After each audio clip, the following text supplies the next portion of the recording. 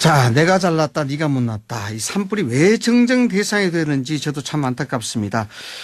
여야 간 논쟁, 이 산불을 두고 이어지고 있습니다. 두 당 모두 산불 피해가 정쟁으로 흘러가지 않아야 한다. 그렇게 강조하면서도 서로를 향한 비판 목소리 낮추지 않고 있습니다. 그러나 또 오늘부터 4월 임시국회가 첫날부터 진통 예고하고 있죠. 문재인 대통령이 박영선, 김연철 두 후보자를 임명할 것으로 예상되기 때문입니다. 이분은 민주당 최고위원 경선에서 1위를 차지하면서 상당히 주목을 받으셨던 분이죠. 박주민 최고위원과 이런 관련 얘기들 나눠보도록 하겠습니다. 위원님 나와 계십니까? 예, 안녕하십니까. 네, 안녕하십니까. 아침 일찍 인터뷰 응해 주셔서 고맙습니다. 아닙니다. 예. 저 앞서도 말씀을 드렸습니다마는 여야가 산불 정쟁 얘기 이런 비판 좀 나오고 있습니다. 어떻게 생각하십니까?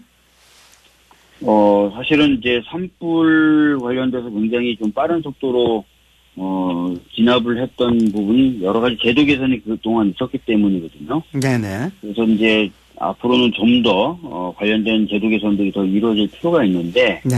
이런 부분에 이제 국회가 힘을 모아야 되는데, 야당의 경우에는 추경이라든지 또는 그동안 어떤 소방관의 국가직화에 대해서 계속 반대를 해왔었던 부분이 있어요. 네네. 그런 부분을 저희들이 지적을 안 할 수가 없습니다. 그렇죠. 그래서 그런 차원에서의 문제제기다. 이렇게 좀 이해되었으면 합니다. 예. 그래서 그런지 모르겠습니다만은 한국당에서는, 위기관리 컨트롤 타워, 이 발을 묶어놨다라는 것이 이제 한국당의 비난이 쏟아지고 있는 부분인데, 네. 나경원 원내대표는 신경성 몰랐다고 그러고 여당이 제대로 설명을 했어야 되지 않나 이런 얘기합니다. 이 부분에 대해서는 어떻게 보십니까? 아마 많은 국민분들이 영상을 보셨을 거예요. 대부분의 매체에서 당시 운영이 상황을 보여주는 영상을 만들어서 많이 올리고 있더라고요. 네네. 그 영상을 보면 홍영표 원내대표가 3번 정도 고성 산불을 언급하고 심각하다는 얘기를 계속합니다. 네네. 3단계가 발령됐다느니 민간인을 대피시키고 있다느니 또는 시내까지 불이 번지고 있다는 이런 얘기를 계속합니다. 그런데도 이제 심각성을 몰랐다라고 얘기하는 것 자체가 좀 잘못됐고요. 그다음에 잘못됐다. 예, 아니 누가 봐도 그런 자료가 다 나와 있는데요. 네. 그래서 그걸 본인들 몰랐다고 하니까 그건 제가 보기엔 거짓에 가까운 행동이라고 보여지고요. 그리고 이석 요구도 산불을 이유로 하지 않았다라고 얘기하는데 산불을 이유로 계속 이석해야 된다고 얘기하는 장면이 계속 나옵니다. 네네. 그러니까 누가 봐도 이거는 뻔히 사실관계를 알 수 있는데도 허위에 가까운 그런 해명을 하고 있다 이렇게 보고 있습니다. 최고위원님, 제가 국회 상황을 잘 몰라서 모르겠습니다만, 그런지 모르겠습니다만은, 혹시 상황이 심각하게 되면은, 위원장을 맡고 계시는 홍영표 위원장께서 브레이크 타임이라도 해야 되는 것 아닌가요? 양쪽에 간사 불러서 좀 이렇게 상황이 이러니까, 이 상태에서 좀 운영회가 마무리돼야 되지 않느냐, 이런 브레이크 타임 정도는 요청해야 되지 않을까요? 그러니까 발언을 하면서 계속 위원장이 회의를 주재하면서 이제 그만하게 하자. 이적하게 해야 된다. 도저히 이해할 수가 없다, 이 상황을. 계속 그런 발언을 하거든요. 네네. 그럴 때마다 이제 나경원 원내대표가 했던 발언은 지금 우리가 청와대 사람들을 얼마 만에 본 건데 자꾸 우리 질의를 중단하려고 하냐. 야당 질의를 야당 의원들 질의를 한 번씩은 다 받고 가야 된다, 최소한. 네. 이런 식의 발언을 계속 하죠. 네. 그리고 야당 의원들 같은 경우에는 시간을 초과해서 이제 좀 그만하라는 제지가 있어도 계속 해야 된다라고 네. 하고 시간을 더 달라라고 제지하고. 알겠습니다. 그런 장면이 나와 있으니까 그걸 한번 보시면 좋을 것 같습니다. 예. 속초시장 휴가 이 한국당에서 좀 비난하고 있던데 이 부분은 어떻습니까? 속초시장 부분에 대해서 이제 자유한국당이 비판하는 대목을 보면 전 더 좀 논리에 안 맞는다고 생각합니다. 논리에 맞지 않다. 왜냐면은 속초시장에 대해서 비판하는 논평이 뭐라고 나왔냐면 화재가 충분히 예상되는 시기였다. 네. 그런데 이제 그 시기에 여행을 예약했다는 것 자체가 굉장히 불성실한 것이다라고 비판을 하거든요. 네네. 그럼 그 얘기를 돌려서 얘기하면은 그 당시 화재 심각성을 몰랐다라고 얘기하는 자유한국당 원내대표나 운영위에 참가했던 자유한국당 의원들도 도무지 말이 안 되는 거잖아요. 네네. 화재라는 것이 예견될 수 있는 시기라고 한다면은 저는 속초시장을 어떻게든 끌어들이기 위해서 좀 자신들의 해명과도 좀 앞뒤가 안 맞는 해명들을 좀 하고 있는 것 아닌가 생각합니다. 알겠습니다. 얘기 다른 얘기로 좀 여쭤보겠습니다. 3,400리터 소방서 뿌릴 수 있는 야간 카모프 헬기 도입. 이 뭐 수년째 추진 중이라고 이야기가 나오고 있습니다만은 국회 예산 심사에 맡겼다고 얘기가 나오고 있습니다. 앞으로 뭐 국회에서 좀 어떤 대책을 강구하고 계신지 이 부분도 좀 살펴주시죠. 예, 사실은 뭐 소방관을 국가직화한다든지 또는 소방 관련된 또는 방제 관련된 장비를 확충하기 위해서 예산을 늘리겠다든지 하는 것들이 좀 국회 논의에서 번번이 좀 좌절됐었던 부분이 있습니다. 네네. 이번 기회에 관련된 부분들이 좀 반드시 풀려야 된다고 생각을 하고요. 네. 최근에 보면은 워낙 그 화재가 대형화되는 경우도 있고요. 또 인명 피해가 많이 발생하는 경우도 있기 때문에 이거는 여야의 문제는 아닌 것 같습니다. 네네. 그래서 좀 더 성실하게 논의를 해서 안 되고 있었던 부분 중에 적어도 꼭 해야 되는 몇 가지 부분이라도 이번 국회에서 좀 성과를 냈습니다. 여야의 문제는 아니다. 공익국회에서 논의를 해야 될 문제다 이렇게 지적을 해주셨는데 사실 좀 그렇습니다. 2000년도에 발생됐던 강원도 화재라든가 2005년도 양양 화재라든가 이렇게 보면은 전부 밤에 어떻게 그 진화 대책이 어쩔 수 없었다는 그런 얘기가 계속 나오는데 그런 얘기 본다 그러면은 좀 빨리 이런 얘기들이 진행되어야 되지 않을까 하는 생각을 합니다. 인사청문 경과 보고서 관련했습니다. 오늘 박영선, 김연철 후보자 임명안 채택될 가능성이 높다고 합니다. 보수 야당, 한국당이라든가 야당 쪽에서는 굉장히 반대를 하고 있는데 어떻게 보십니까? 사실 이제 김연철 후보의 경우에는 그동안 해왔던 발언이 좀 북한에 편향돼 있는 것 아니냐라는 비판이었는데요. 인사청문 과정에서 본인의 과거 발언에 대해서 굉장히 적극적으로 해명을 했습니다. 그리고 네네.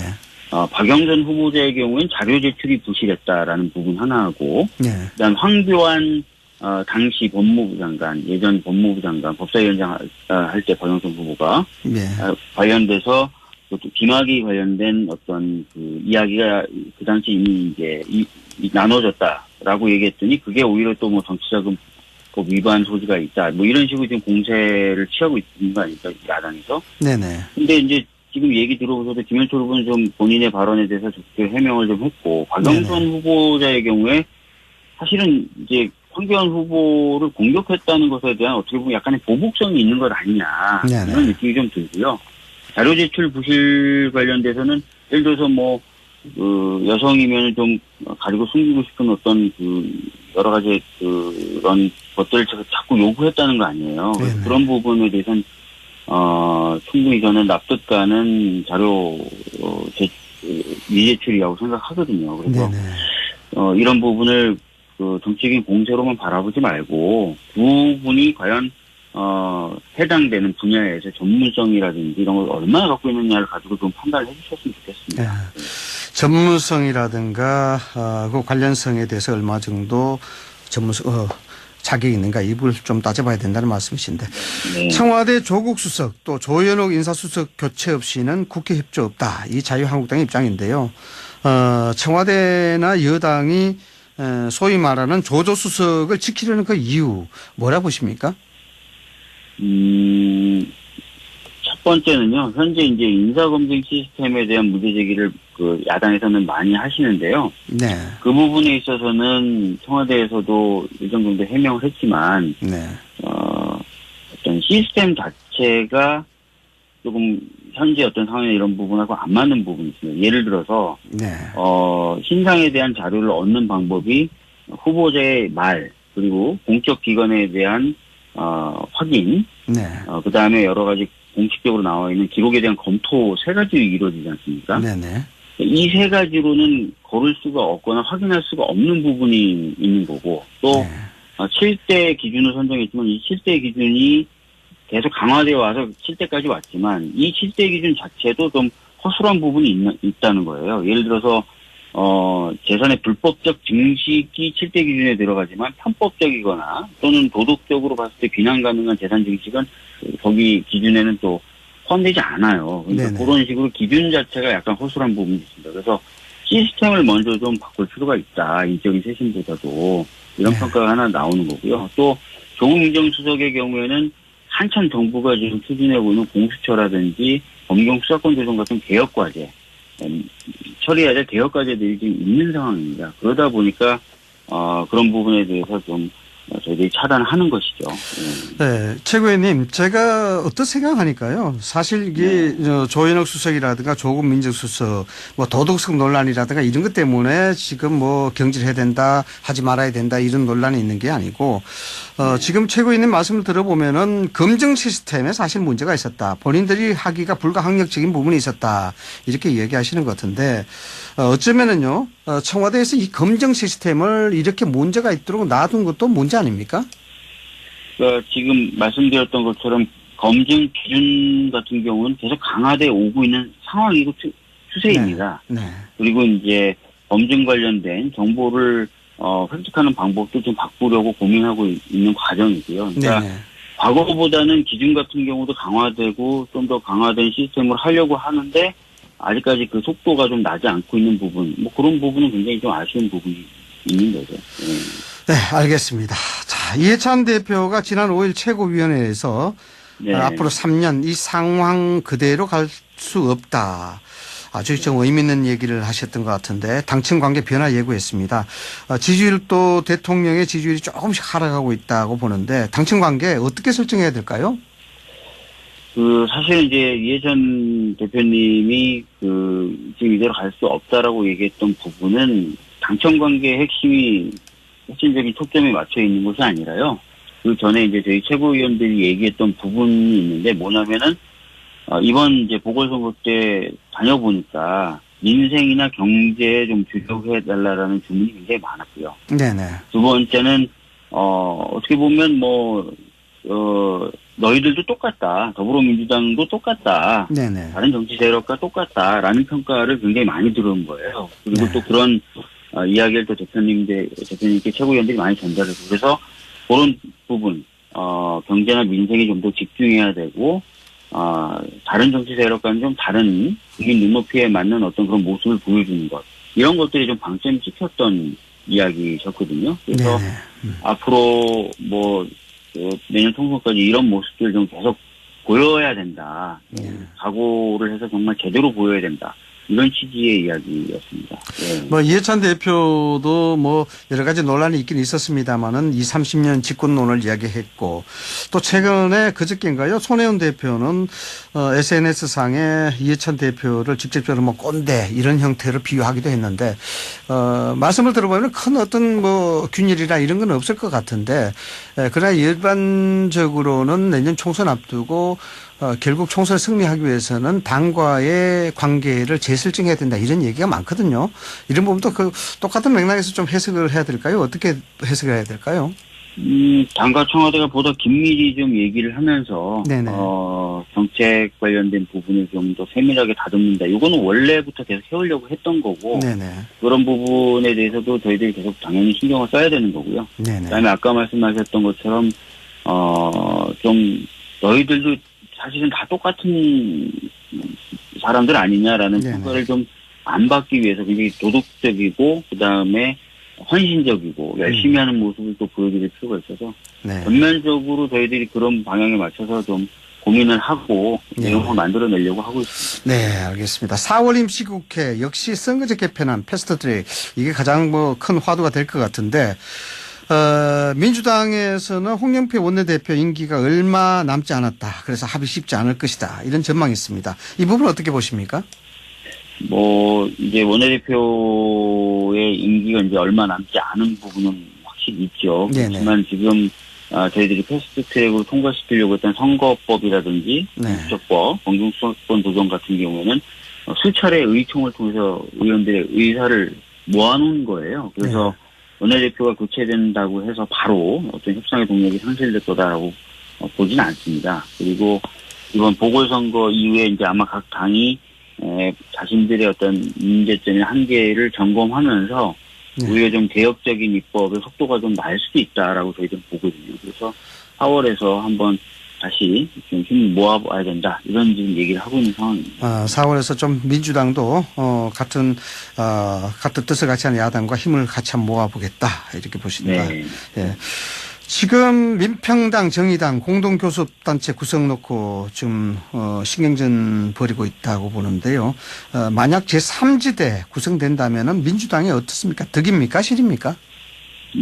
저희들이 이미 한번 겪어봤죠. 그러니까 협상 대상이 하나 더 늘어나는 것이라서 셈법으로는 복잡할 수는 있지만요. 네. 아까 말씀드렸던 것처럼 이미 선거제나 공수처, 검경수사권 조정 관련돼서 큰 틀에서 지금 같이 호흡을 맞추고 있는 대상이 현재는 되어 있기 때문에 네네. 교섭단체가 하나 더 민다 해도 이런 방향성이 크게 변하지 않는 한 큰 문제는 없을 것이다 이렇게 보고 있습니다.